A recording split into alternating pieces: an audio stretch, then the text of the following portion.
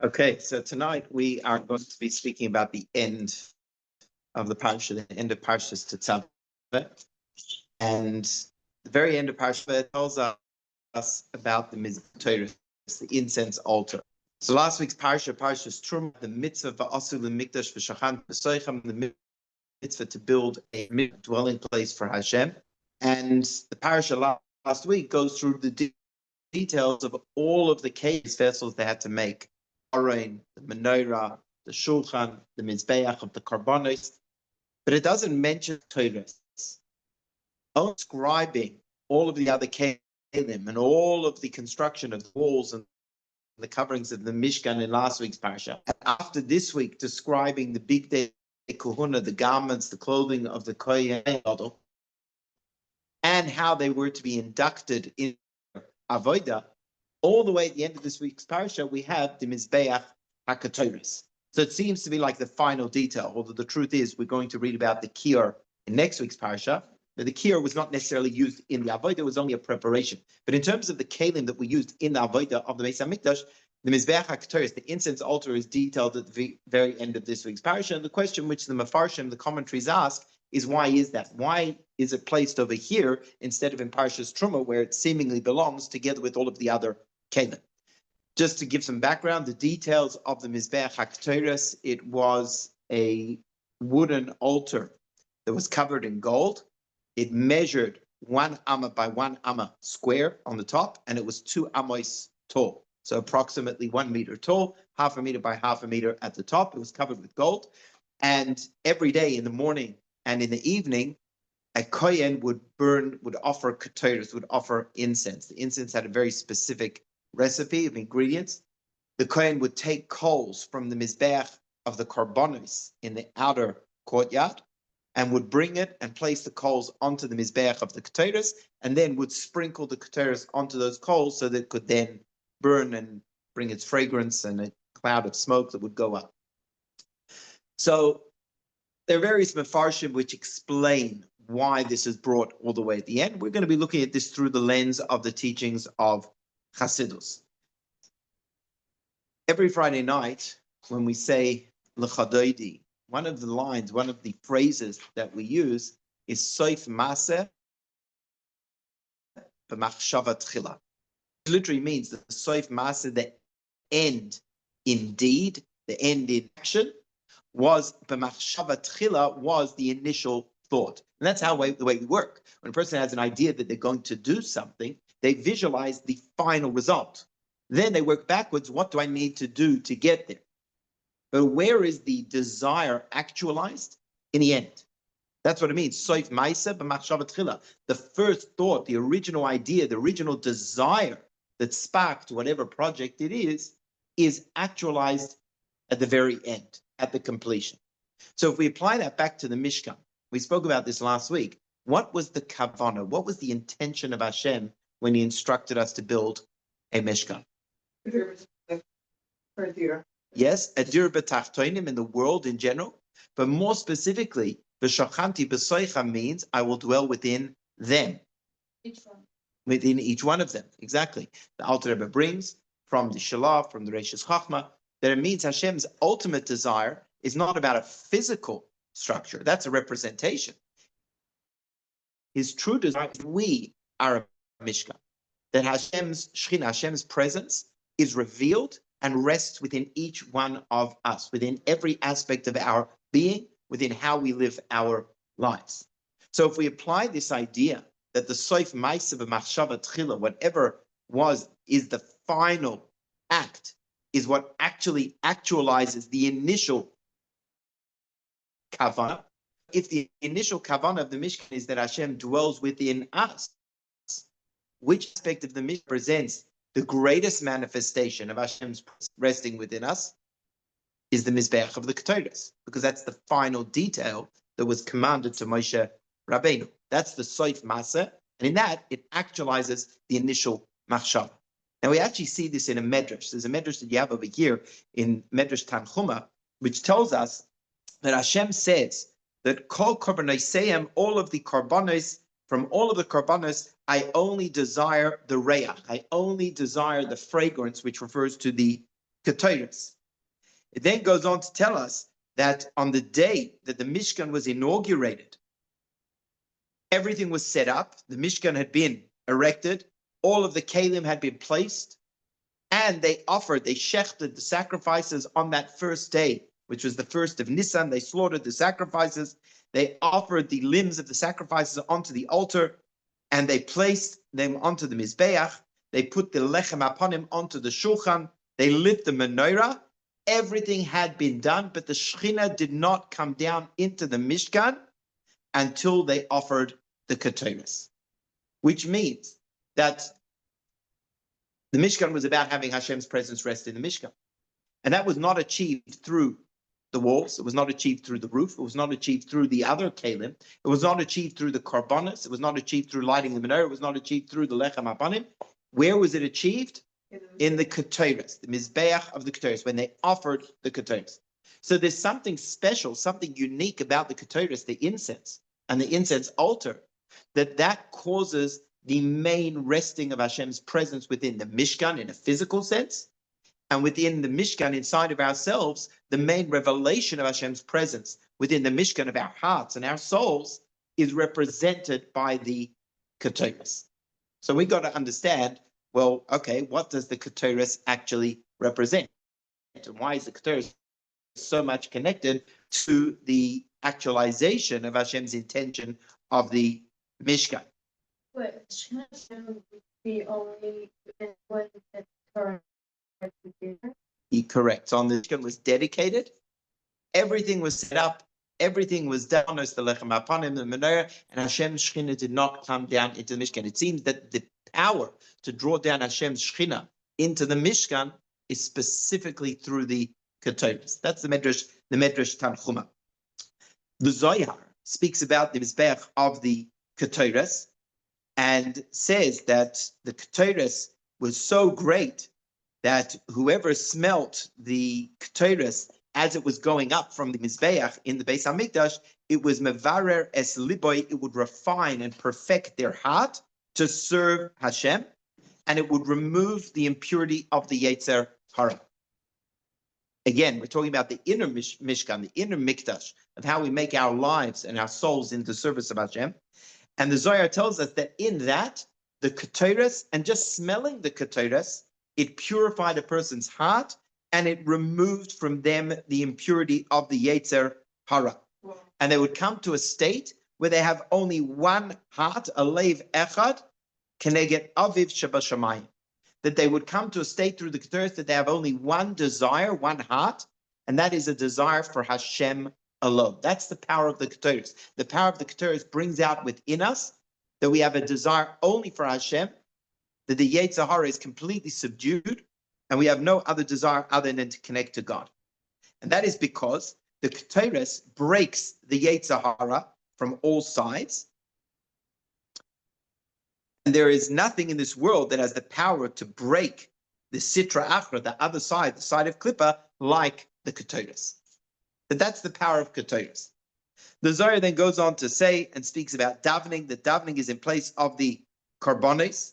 And it says that within the korbanos, all of the korbanos, none of them compared to the Ketores.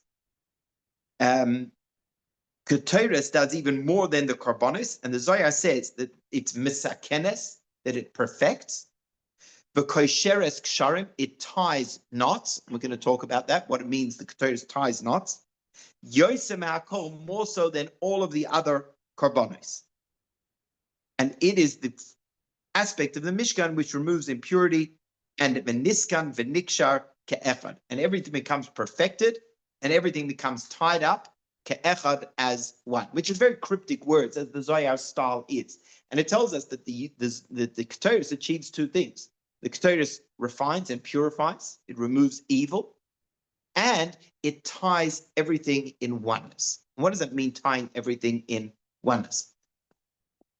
So in the Mishkan, there were two altars. There were two mizbachos. There was the Mizbeach of the korbanos, which stood in the Azara, in the courtyard. And then there was the Mizbeach of the Ketores, of the incense, which stood inside the Kodesh. And concerning these two altars, if you go to the back of this page, the Medrash tells us that these two altars represented two parts of our being. The outer altar, guf, the body, and the inner altar represents the neshama.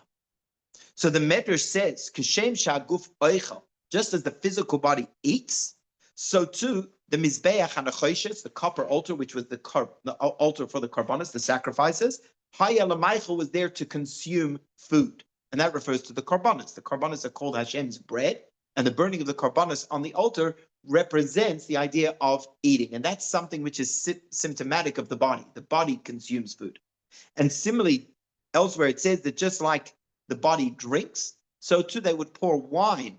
They would pour nesachim onto the mizbeach of the karbanos. So the outer altar represents our physicality, represents the guf, it represents the body, and that's represented by the karbanos, which are like food. The body consumes food. No, the mizbeach, the azara, yes, the mizbeach of the azara, which was for the karbanos. In the Mishkan, it was covered in copper. In the Beis Hamikdash, it was made of stone. So what's the idea? Like the food consumed, the body consumed food, that's the stuff in the Karbanos. So just like our body eats and drinks, it consumes food. So too, the outer altar, the Mizbeach HaKarbanos, which represents the guf, it consumes the karbanos and, so to speak, drinks from the yayin, from the nesachim that they would pour onto it. Whereas, Kashem shan neshamis einon nenos elamin haruach, that just as the neshama soul only has pleasure and benefits from fragrance, lekach lo nikar b'mizbeach hazav ela Ketores samim davar ha'asui l'reach. We know on Motzei Shabbos we smell basamim, we smell fragrance. Why do we smell basamim on Motzei Shabbos?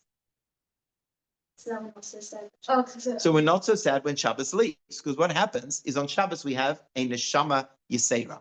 We have an additional soul. Now, whether that literally means an entirely different soul, or whether it means our soul is spiritually uplifted to a higher level on Shabbos, but when Shabbos leaves, that neshama yisera leaves as well, and our neshama inside of us goes through like a depression. And in order to calm, in order to revive, in order to rejoice the neshama, we use fragrance. And that is because the Gemara says that fragrance is something which only the neshama benefits from, not the guf, not the body. When you eat or drink, it becomes part of your physical body, it becomes part of you.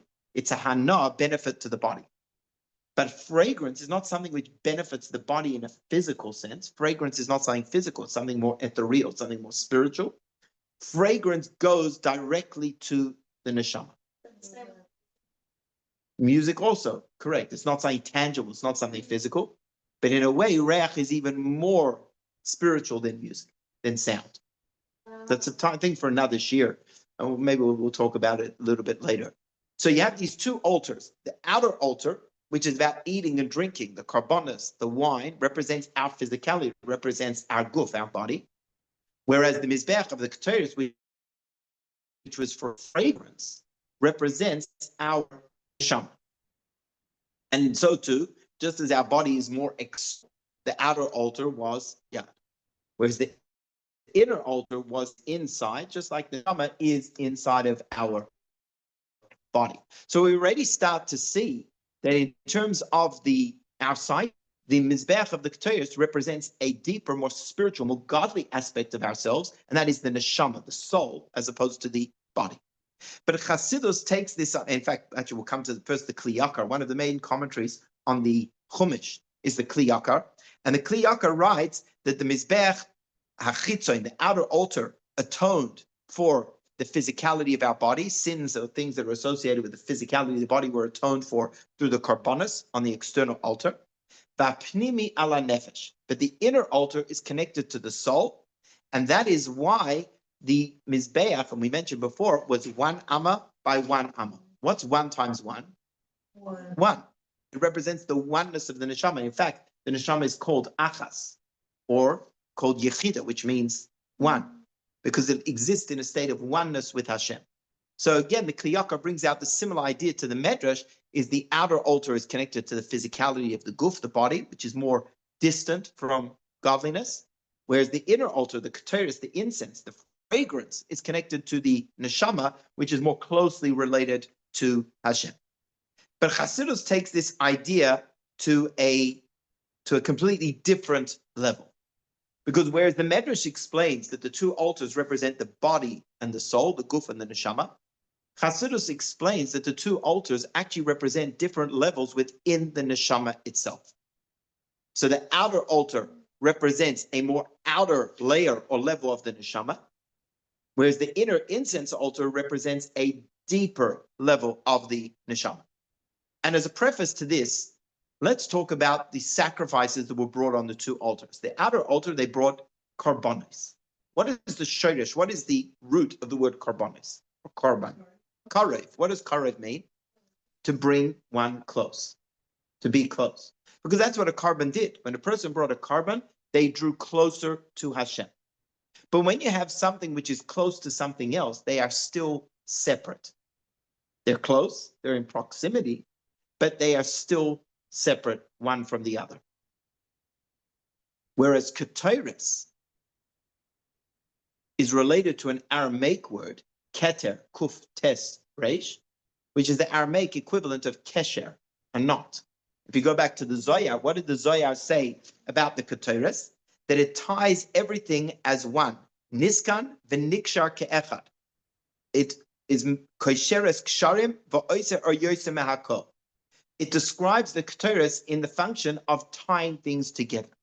Because when you have two things which are close, they're still separate and they can become separated further. But when two things are bound together, they're tied together, then they are inseparable. They become one. So whereas karbonos brought people closer to Hashem, they were still a separate metzius. They were still on a level where they lived their lives somewhat separate from Hashem. There's me, there's Hashem, and I do things, I bring karbonos and the like, that draws me closer to Hashem. But the Ketores represents a connection to Hashem that is one of kesher, one where we're completely bound up with Hashem, inseparable from Hashem, completely one with Hashem.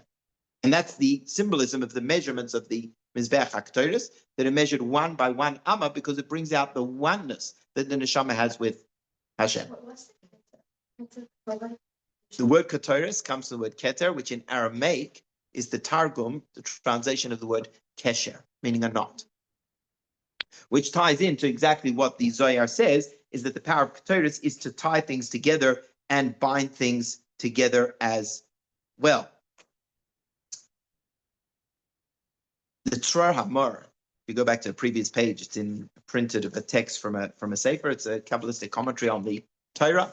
Tells us that this is why the Mizbeach HaKetores is brought at the very end of the details of the Mishkan in the Torah.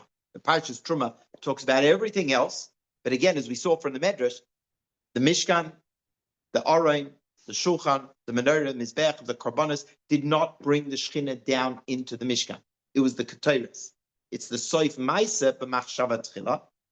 And this is why the Mizbeach HaKetores is brought all the way at the end, because this is the actualization of the Mishkan. And in his words, Mekasher hadvarim, it ties everything together, the Ketores.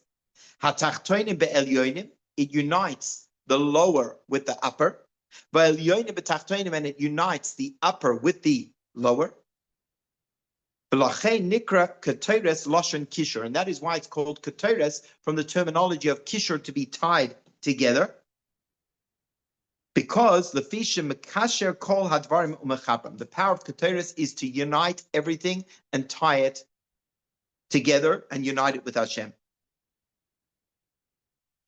So when we talk about the layers of the soul, when we talk about the levels of the neshama.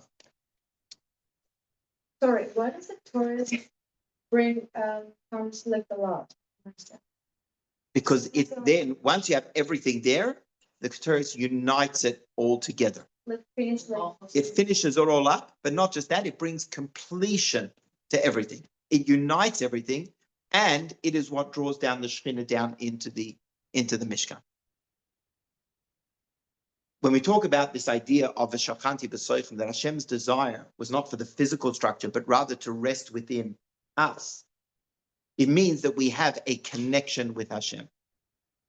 The deepest connection is represented by the Ketores, which represents the idea of being bound up in a state of oneness with Hashem. So we talk about the layers of the neshama. We know that the neshama is described with 5 different names. You look through the Tanakh, 5 different names are used for the neshama: nefesh, ruach, neshama, chaya, and yechida. The Arizal and Chassidus after him explains that these are not just 5 names for the same soul, but actually refer to different levels of our soul as well. And to keep it very simple, nefesh, which is the lowest level of the soul, is connection to our functioning. It's connected to our actions. It's connected to our movement. That's nefesh. Ruach is connected to our emotions. It's the emotional quality of the soul. So our love, our fear. In the heart, that is from the level of ruach. Neshama is connected to the mind. That is connected to the moichin. It's connected to our intellect, to our chachma, bina, and das. Those 3 levels, neshama, ruach, and nefesh, the mind, the heart, and our actions, that is our conscious self. That's what we live with on a day-to-day basis. And that's really what we're in control with. We use our mind and we can meditate and think about Hashem to inspire our emotions, our heart, to then drive our actions. And we're pretty much in control of these. We can access them on a daily basis. You're aware when you're having ideas. You're aware when you're experiencing feelings. And certainly we're aware when we're acting either in thought, speech, and action. And that's why these are called what the koiches pnimiyim, the inner koiches of the soul, in that they're tangible, they're conscious. They're conscious. We're able to sense them. But then we have what's called the makifim, the encompassing layers of the soul. And that is chaya and primarily yechida. We spoke about this last time in our class, is that nefesh, ruach, and neshama is about connecting to Hashem through things that we do. Nefesh, we connect to Hashem through observing the mitzvahs in thought, speech, and action. Ruach, we connect to Hashem by feelings, love, and awe. And with our minds, we connect to Hashem through hisboinus. But they're all about connecting to Hashem with things that we do, and therefore they all bring us close to Hashem, but not one with Hashem. And that's why they're reflected in the Mizbeach of the Korbanos. The Mizbeach of the Korbanos relates to the lower levels of the soul, Nefesh, Ruach, and Neshama, which is about how we draw close to Hashem through the things that we do. But the level of Yechida, as its name suggests, comes from the word Yachid, to be exclusive, to be one. Because that is the level of the soul which we describe in Tanya, the Alter Rebbe says, is a chelek elokah memal mamish, is a part of God, actually. And our connection to Hashem on the level of Yechida is not about things that we do. It's not about mitzvahs or Torah study. It's not about our emotional state and experience. It's not about our hisboinus, our intellectual ideas. It is our innate, absolute oneness with Hashem, because we are Him and He is us. We're absolutely one with Him. And therefore, that is reflected in the Mizbeach of the Ketores, because the Ketores is the idea of kesher, to be bound up, to be one with Hashem. Kesher or not, as opposed to the Mizbeach of the Korbanos, which represents connecting to Hashem by drawing close through Nefesh, Ruach, Neshama, through our actions, through our emotions, and through our intellect. Is that clear so far? So now we can start to understand why the Ketores is actually so powerful and why that is the actualization of Hashem's desire to unite with us in the Mishkan, V'shachanti b'soicham. The actual desire of Hashem V'shachanti b'soicham is to have a oneness with us, not just that He's close with us or we're close with Him, but that we are absolutely one with Him and that we sense that oneness with Him. And that's what the Ketores is. So we have a look in the next source. This is a mimer from the Rebbe Rashab, from Tafresh Ayin Beis, the famous Hemshech of Maimarim of the Rebbe Rashab. And the Rebbe Rashab speaks about this distinction between the Korbanos and the Ketores. The Rebbe Rashab says as follows: V'yodua, we know, the Ketores gavoya yoser ha-Korbanos. The Ketores was superior, was loftier than the Korbanos. The Issa B'Zoyar, as the Zoyar says that we just quoted, Dichsiv Ketores Tamid Nei Hashem. The pasuk says that the Ketores is constantly before Hashem. Says the Zoyar that the Ketores stands before Hashem more so than all of the other services in the Beis Hamikdash. Chaviva ihu uvda, the Ketores is the Zoyar that the Ketores is precious to Hashem. Even though prayer, we know prayer is in place of the Karbonos, prayer surpasses all other services, the Ketores, who yakir v'chaviv kame kudja brichu, the uvda of the Ketores, the service of the Ketores is more beloved and precious to Hashem, because prayer was established in place of the Karbonos, and all of the Karbonos, the most precious to Hashem was the Ketores. So we know that in the absence of the Beis Hamikdash, we no longer have Karbonos, and therefore the rabbis established the prayers. That's why we have the prayers at those times of day, Shachris and Mincha, corresponding to the two different times of day they would bring the Karbonos. But again, prayer draws us close to Hashem. Prayer is an exercise of the mind, meditation, yispoinus. It's about feeling, emotions, v'haftas Shem Elokecha, love and fear of Hashem. But the ultimate connection to Hashem is about revealing our yechida, the essential core of Hashem, of the neshama, the spark of Hashem within us, our absolute oneness with Hashem. So says the Rebbe Rashab, Hakravas hakorbanos haya al mizbeach hachitzoy. The offering of the korbanos took place on the Taras Ketores Pnimi, and the offering of the incense was on the inner Mizbeach altar. We know the base of Mizbachos benefesh hen bechinis chitzonis halev upnimius halev. These are different terms, but similar to what we're talking about. The Mizbeach is the heart. Our heart has two layers. There's what's called the chitzonis, the outer aspect of the heart, and then there is the pnimius halev, the inner aspect of the heart. What is the heart? What do we experience in our hearts? Feelings, emotions. But there are two types of emotions, says the Rebbe Rashab. The external heart are the emotions that are created through tam v'das. It's a love which is created through the mind. And that's the idea of hispoinus. When we meditate on something, what was that? The chitzonis. The chitzonis halev are the emotions that are created through intellect, through the mind. That when we are mispoinen, when we think about the greatness of Hashem, as we had in yesterday's Rambam, when one meditates on the greatness of creation, the greatness of Hashem, those understandings in our mind should lead to desire to draw close to Hashem, which is feelings in our heart. But being that those feelings are created throughout our understanding, as great as our understanding of Hashem may be, we are finite, limited human beings. So our understanding of Hashem will be limited, and thereby the emotional experience that we have through that will be limited as well. And that will bring us to a service which is called Al-Pi Tam V'das. It's directed by our mind. And that's the emotions, the chitzonius of the heart. But when we talk about the pnimius of the heart, it's a different type of emotion.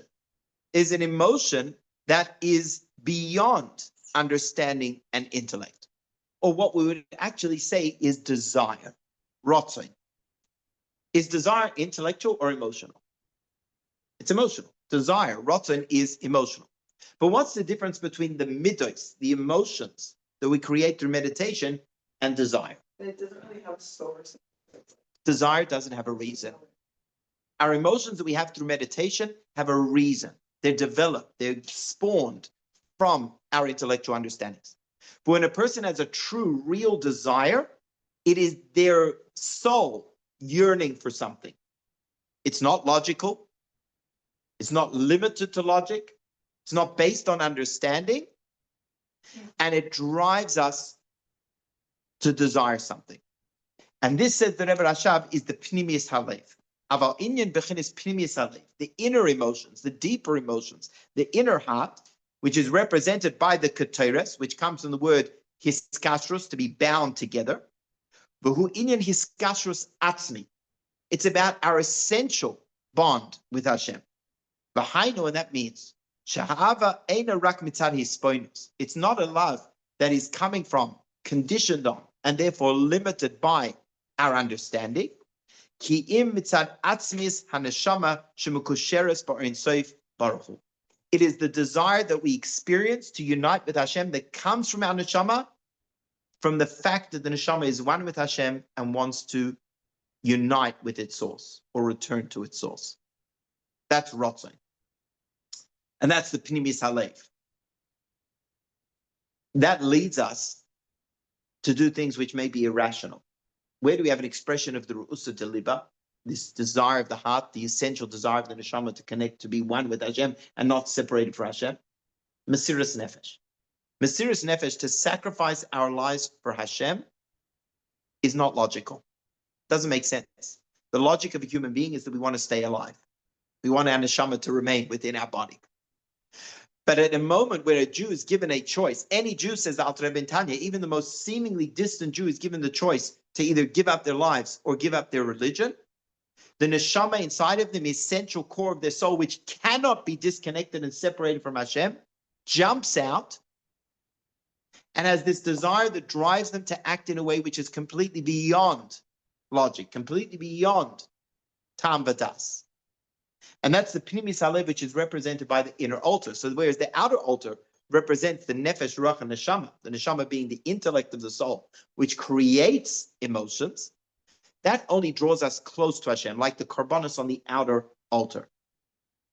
But the inner heart, which is where the essence of the Neshama rests, the Yechida, the desire, the pure, absolute, incorruptible desire that the soul has to be one with Hashem and cannot be separated from Hashem, that is the inner part of the heart, represented by the inner altar, represented by the Ketores. Ketores meaning kesher, to be one, to be bound up. And the same idea is echoed by the Tzemach Tzedek, the famous book of Maimorim of the Tzemach Tzedek, Derech Mitzvaysecha, where the Tzemach Tzedek takes mitzvahs of the Torah and explains their symbolism and significance in terms of Pnimis HaTorah, in terms of Kabbalah, and then according to Chassidus. And there's a mimer where the Tzemach Tzedek talks about the mitzvah of building a Mishkan or a Mikdash. And he describes what the building, the structure of the Mishkan represents and what the Kalim represent. And when he describes the Kalim, he talks about the external altar, which was for the Karbonis.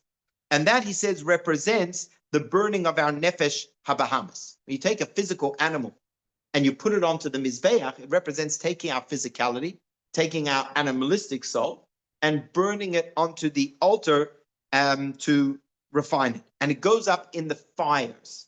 The fires of the Mizbeach represent, what's fire? Passion. Fire represents love. It's the fiery love that the neshama has for Hashem that we achieve during davening. But that is the love that comes through the mind, which is interesting. That's why, if you compare the fires of the two altars, the fire on the outer altar was with wood. And when you burn wood, it's noisy. Right? You burn wood, it crackles, and there's a fight that's going on over here. And that represents, during davening, the struggle that we have with our nefesh habahamas. But it's noisy because these are the emotions of excitement that come through our understanding, the meditation on the greatness of Hashem. But in the inner altar, yep. I'm just like, wait, how did we get there? We're just about the Mesiras Nefesh. Yeah, so Mesiras Nefesh is about the oneness that a Jew has with Hashem, that we cannot separate ourselves from Hashem at all. And therefore that's represented by the inner heart, the Mizbeach HaKetoros, and that's not based on logic. Mesiras Nefesh is not based on logic, and therefore it's represented by the inner heart, which is the Yechida, which is about a desire for Hashem that transcends the limitations of logic and understanding. Yeah, then what we said. That was, now we're going to the Tzemach Tzedek. That was the Rebbe Rashab. Now we're going to the Tzemach Tzedek. And the Tzemach Tzedek explains that, this is now me explaining, is that the fire on the Mizbeach of the Karbonos was a noisy fire. Because that's where we're engaging with our Nefesh HaBahamas, trying to use our mind and our emotions to overcome the Nefesh HaBahamas. We're fighting to be close, to draw close to Hashem. But the fire that was used on the inner altar, they would take coals. Now, if you notice, once a piece of wood has been completely burned out, and all you're left with is a coal burns and glows silently. Burns silently. There's no noise. Like a tonic. Correct. Because when you're one with something, there's no noise about it. It just is. There's no struggle. There's no, I'm struggling, I'm fighting to draw close. It's a natural state of being. It's a natural state of oneness. And therefore the coals were burning silently. In fact, when you look at the fire of a piece of wood, you have the wood and you have the fire, and they're two separate entities. But when you have a coal, the coal is so bottled, it's lost its metzius of being a piece of wood, that the fire fuses and becomes absolutely one with the coal, representing how the Yechida has this absolute oneness with Hashem. So this, Gachelet. that was the cold on the Mizbeach. They would take the coals and they would bring it to burn the Ketores. So the Tzemach Tzedek says, so the Mizbeach HaPnimi, which he says connects to the world of Atzilus. So they will bring the Ketores, and it was done silently. Inyan HaKetores hu b'chashoy. It was done silent. It was a quiet avodah, because it is the hiskashrus of the worlds with Hashem, or in our case, the soul with Hashem. Whereas the external altar is about refining the physicality of the body, and therefore it's noisy. Whereas when we come to the inner altar, which represents hiskashrus, which represents when we're subsumed within godliness, that is silent. That is quiet. So we take all of these ideas, we can now go back to the beginning that we spoke about. Is why is it the Mizbeach HaKetores comes all the way at the end? Because that is the soif maseh b'machshava tchila. When Hashem's desire for a mishkan, Hashem's desire to be rest within us and to be connected within us, is to be connected with us on the deepest level, not the level represented by the Mizbeach of the Karbonos, which is only in our mind, our heart, the intellect and emotions, which will be more limited. We're close to him, but somewhat separate. Hashem's desire is to be absolutely one with us, which is the level of the Yechid, the essence of the Neshama, which is represented by the Mizbeach of the Ketores. Yeah. But the level of the Yechida, it's not expressed, how you have to serve Hashem. So you have to fight against them. Okay, very good question. So now we're going to relate this to something which the Rebbe says in a sikha on this week's Parsha Tzaveh, in Tafshin Nut Beis in 1992. And the Rebbe is speaking about the Ketores and the importance of Ketores. Just on the aside, the Yom Tov of Purim is connected to Ketores as well, because Esther, what was her real name? Hadassah. What's Hadassah? Hadassim. Hadassim is known for its fragrance, and Mordechai is made up of the Aramaic words miradachya, which is mardaror, one of the ingredients of the shemen hamishcha, the fragrant oil they used in the mizbeach, which is myrrh. It's a type of fragrance as well. Okay, so coming back to what the Rebbe says, when they would bring the Ketores, when did they bring the Ketores in the Beis Hamikdash? It was done in the morning and the evening as part of the Korban Tamid. The Korban Tamid had a whole seder of what had to be done. There was the animal that was shechted, its blood had to be placed onto the Mizbeach, its parts were placed onto the Mizbeach to burn. They would offer a mincha offering, a flour offering. They would pour the wine on the Mizbeach. They would, in the morning, prepare the menorah, and in the evening, they would light the menorah. And they would burn the Ketores in the morning and in the evening. In terms of the Seder, how it was done, we're not going to go through all of the way it's derived. The Gemara derives that they would not prepare all 7 candles. A Kohen would go in, he would prepare the candles of menorah. He would clean out the leftover oil and the burnt wicks from the previous night. He would not prepare all 7 candles at once. He would first do 5 candles. He would then engage in another, he or another Kohen would do another avoid in the Beis Hamikdash, and then he would come and do the other 2. That's why, for example, when we read the Seder of the Ma'aracha, the Seder of the Korban in the Karbonos before davening, we talk about the Hatavas Chamesh Neiros. There's a preparation of the 5 candles, and then the Hatavas Shtei Neiros, the preparation of the 2 candles. So they weren't done together. What avodah was done in the middle to separate between the 2? According to the Chachamim, it was the Ketores. So one Kohen would go in, he would prepare 5 of the candles of the menorah. Another Kohen would come then and offer the Ketores on the inner altar. And then the Kohen would come back and prepare the remaining 2 candles. Now we know that every detail of the Mishkan and the service of the Mishkan has deep significance and is a spiritual lesson for us as well. So what's this idea? The menorah, aside from the outer altar, represents the lower levels of our neshama and represents our conscious day-to-day living. That's why it had 7 branches. The 7 branches correspond to the 7 middos. On top of each of the branches of the menorah, there were 3 cups. The 3 cups pouring downwards represents the Chachma bin Adas, our intellect.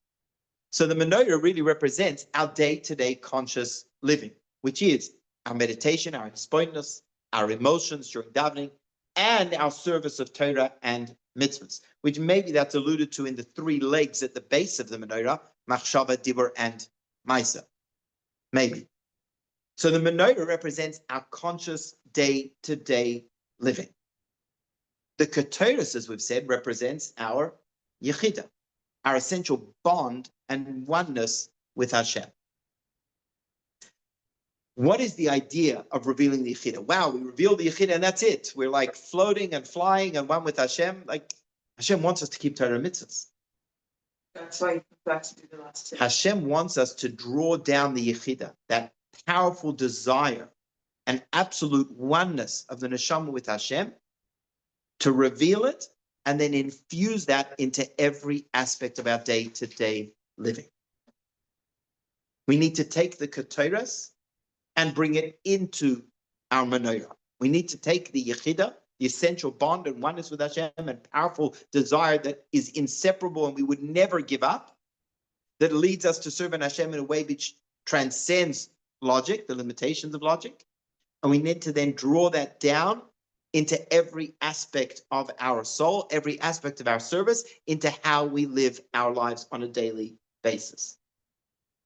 So that when we keep mitzvahs, when you keep mitzvahs based on understanding, a person's mitzvahs will be done in a way that is limited by their level of understanding. The more we understand, the more we appreciate, the more we'll apply ourselves in that mitzvah. The more we feel, the greater our effort will be in that aspect of the service of Hashem.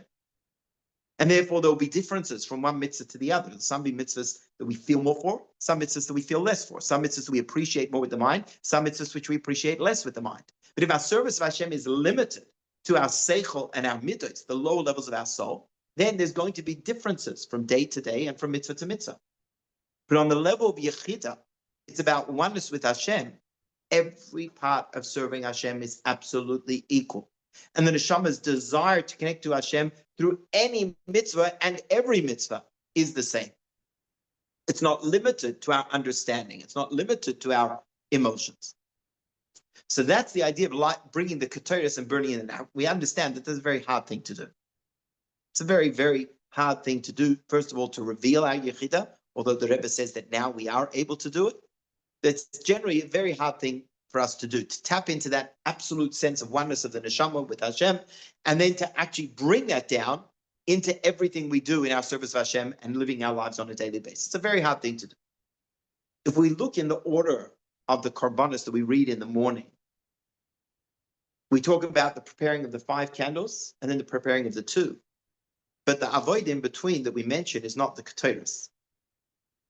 It's the dam hatamid. It's the blood of the korban that was then placed onto the mizbeach. That order follows the opinion of Abba Shaul. Abba Shaul was one of the Tanoim, and in his understanding, the order of preparing of the korbanos in the morning was that the avodah that was done in the middle of the menorah was the offering of the blood. In contrast, the Chachamim, and the Rambam rules like the Chachamim, they argue, and they say no. They say that the avodah that was done in between the 5 and the 2 candles was the Ketores. That's the view of the Chachamim.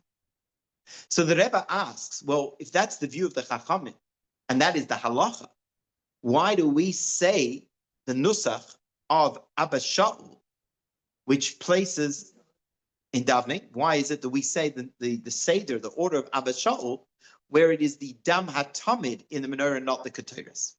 So he says a fascinating idea. The Beis Yosef, Rabbi Yosef Karo, who wrote the Shulchan Aruch, in his commentary on the Torah called the Beis Yosef, he writes, why is it that we use the order of Abaye have a Masader Seder Maracha, Alibata Abashol, because Matzu Ha'olam, Beis Yosef says, Matzu Ha'olam, the world found that Abaye had taught the order in accordance with Abba Shaul, so that's what we say. Says the Rebbe, there's a spiritual dispute that's going on between Abba Shaul and the Chachamim. What is that? The word Olam, Matzu Ha'olam, the world found. The word Olam comes from the word Helen, concealment. And therefore that represents the time of Galus. When we're in Galus, godliness is concealed, and therefore our neshama is somewhat concealed within us. During that time, Abaye was an orphan. Abaye, the great Amora, was an orphan. We in Galus are like orphans. So we've been banished, so to speak, from Hashem's home. We've been banished. We've been banished from Hashem's table.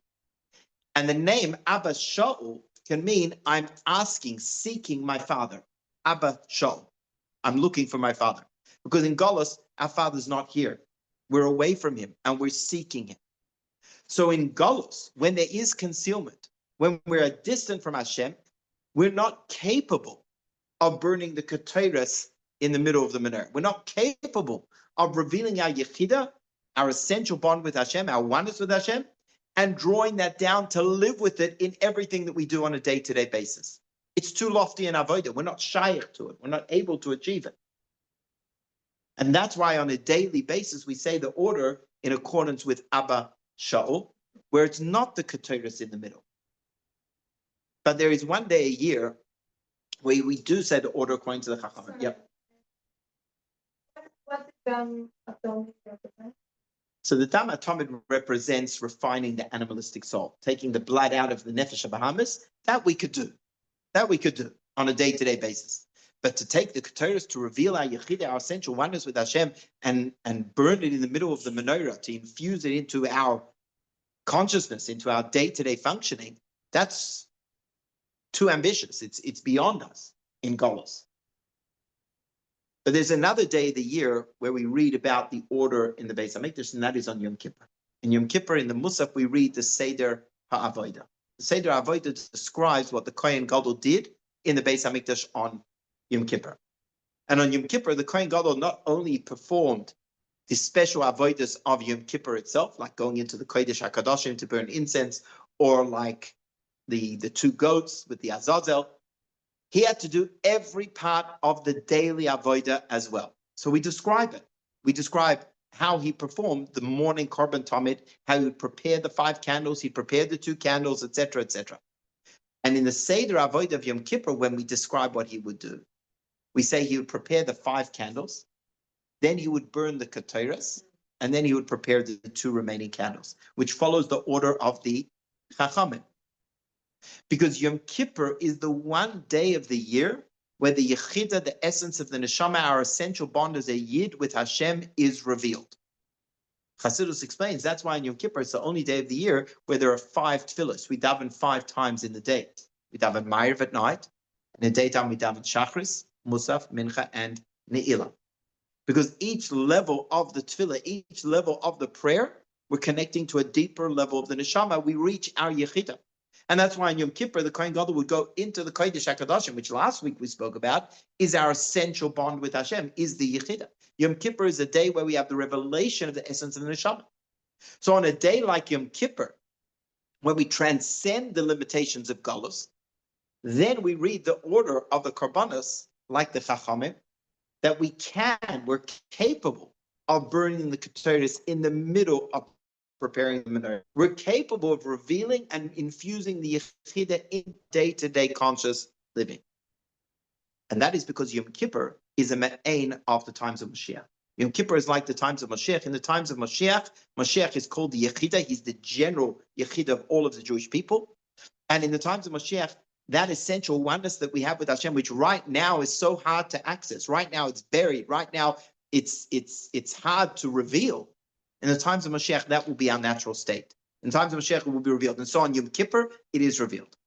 And here's the Chiddush, is that the Rebbe said that whereas in previous times, it was only on a day like Yom Kippur or a day like Purim that we could have the revelation of our Yechida.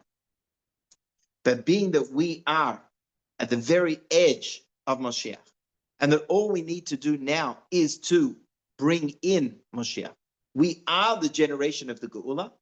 The Rebbe says we have within our ability, within our capacity, to tap into that Yechidah, to tap into the essential oneness of the Neshama with Hashem, and to live with that actualized.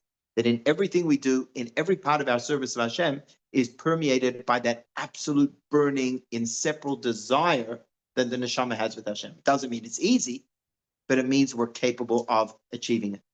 And then that is the finalization of the Shachanti B'Soicham. Because just as it was in the Mishkan, it was only, they did everything that needed to be done. Everything. The Korbanos, the Lechem Apanim, the lighting of the menorah. It was only when they burned the Ketores that the Shekhinah came down. And so too it is when we talk about Dir B'Tachtonim. When we talk about Hashem's Shekhinah coming into the world, which is what the Geula is, that happens when we do our avodah of the Ketores, when we do our avodah of revealing our Yechidah, the essence of our Neshama, that Yiskashrus, that bond with Hashem that is inseparable, then that will be the catalyst that causes the Shekhinah to come into the Mishkan of the world. And Bezras Hashem, it should happen, take off from Yad. Amen. Any questions?